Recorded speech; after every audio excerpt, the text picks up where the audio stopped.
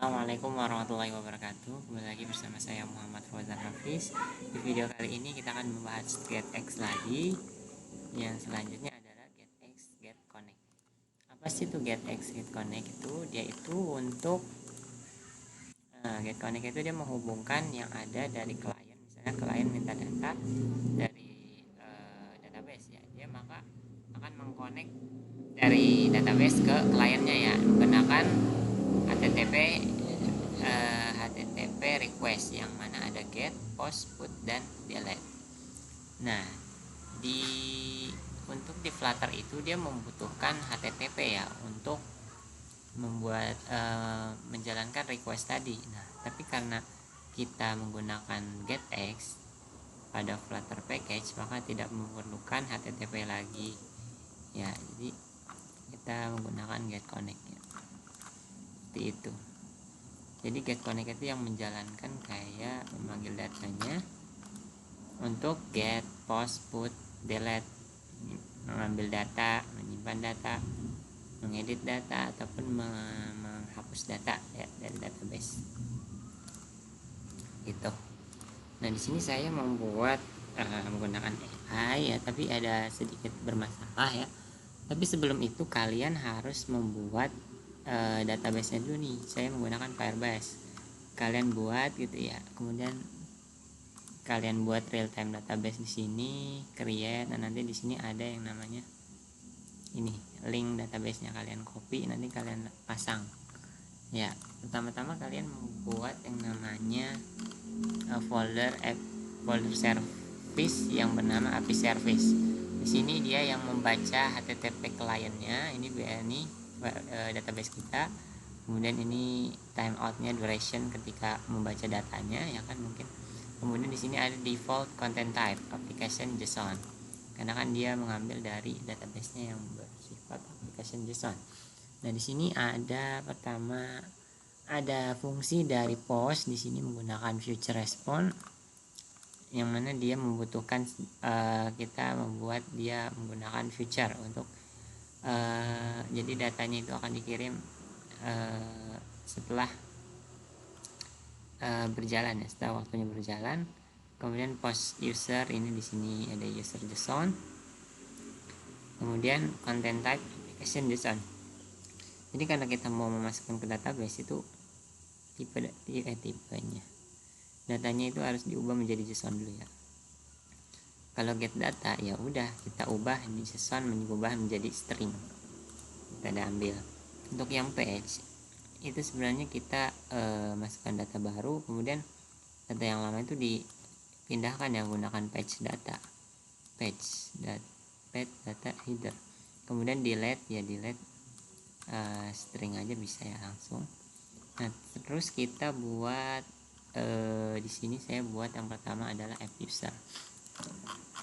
Di sini saya sudah membuat tambah user ya. Tambah usernya itu saya buat dia tuh dummy ya. Ini Andi dan email Andi Gmail. Nah, di sini ada final API get find untuk API service-nya. Kemudian di sini usersnya map string dynamic dengan menggunakan observer ya, OBS, dia menyesuaikan. Kemudian if race is okay, Firebase balikin key name. Kemudian kita berikan get snack bar untuk tampilannya. Kemudian jika gagal ya udah tampilkan gagal gitu ya. Kemudian di sini ada ambil user get. Jadi ketika kita ubah kita juga bisa melihat data yang sudah dibuat ya. Di sini ada ID-nya, name dan email. Di sini ada pengkondisian. Jika oke dan race body tidak sama dengan null maka tampilkan dengan menggunakan datanya map, karena di sini ada ID, name dan email. Kita menggunakan map ya. Tulis else yang enggak ada ya, enggak ada gitu ya. Di sini ada metode get untuk HTTP request juga yang disambungkan dengan get connect. Di sini untuk menghapus datanya ya, di sini ya. Dia memanggil dari API-nya ya, dari API-nya. Kemudian diambil dari ID-nya. Gitu. Kemudian fetch user ini untuk yang get create dan delete ada di controller. Ini untuk tampilannya, di sini untuk tampilannya. Ini UI ini sampai sini. Tombol ada add user.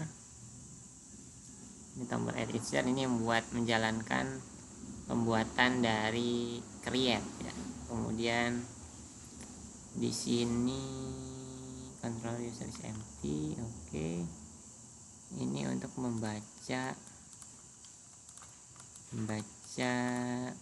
data yang ada di Firebase-nya, ada name, email gitu ya.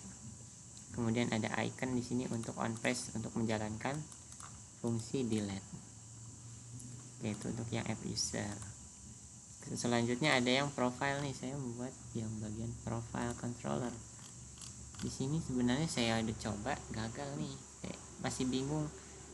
Dia tuh pas saya buat tuh dia ID-nya itu kan unique code ya, sedangkan si profilnya dia tuh maunya yang udah ada ID-nya. Tapi pas saya awal buat melewati app user controller itu dia langsung otomatis membuat ID unique code untuk data usernya ya. Nah ini kita jelaskan aja, mungkin final API get find ini cari data dari API itu, kemudian user ID. Nah dia baca user ID nih, get profile, kemudian jalankan variable get profile. Sini ada rumusnya, saya masih belum paham. Kemudian jika nggak ada ya error, gagal ngambil data user nih. Saya muncul yang ini, dia nggak bisa ngebaca yang ini. Kemudian void update equal async profile is empty return. Final await dia mengubah API dengan match data. Jika kemudian profil value-nya diubah juga. Kemudian get snack bar, jika sukses maka muncul snack bar sukses, jika gagal muncul error. Sini tampilan profilnya. Ini get put, get init, kemudian di sini scroll lagi ada name, text. Ini untuk membaca nama dari database-nya ya yang sudah dipilih ya kan. Kemudian emailnya juga dibaca. Kemudian di sini ada text field untuk memasukkan nama dan email yang mau kita misalnya kita tambah, kita ubah. Nah di sini update profile nih, harusnya berhasil nih, tapi belum berjalan. Terakhir ada home controller. Home controller ini mah cuman tampilan awal aja sih. Saya mau menampilkan user yang ada di situ, kemudian saya tambahkan hapus sama tombol update juga. Jadi ya nggak beda jauh. Kita bisa buka di sini ini tampilan home-nya cuman ini, tampilan dan menampilkan data. Sini untuk mempatch data ataupun mengedit data, ini menghapus. Nah, terhapus ya. Nah, di sini coba kita tambah ada tambah.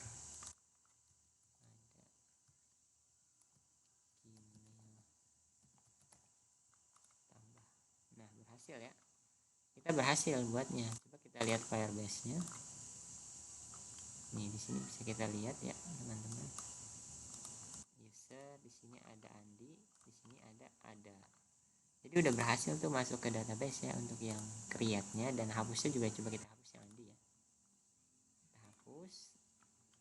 Sini kita bisa lihat Andi sudah dihapus. Langsung real time ya. Nah, sedangkan untuk yang bagian edit itu tuh masih error dia. Dia tuh masih error.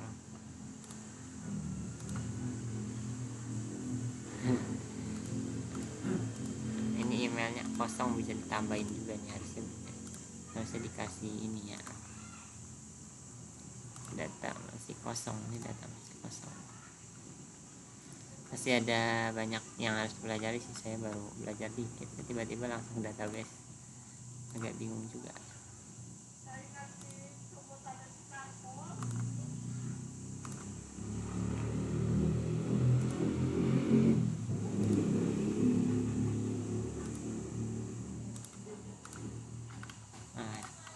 Ini enggak ada, ini kosong.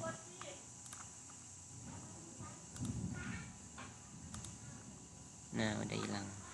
Oke, mungkin itu saja ya. Saya masih belum bisa menampilkan patch semua untuk ngedit. user yang sudah ada di database. Oke, mungkin itu saja untuk video kali ini. Sampai jumpa di video selanjutnya.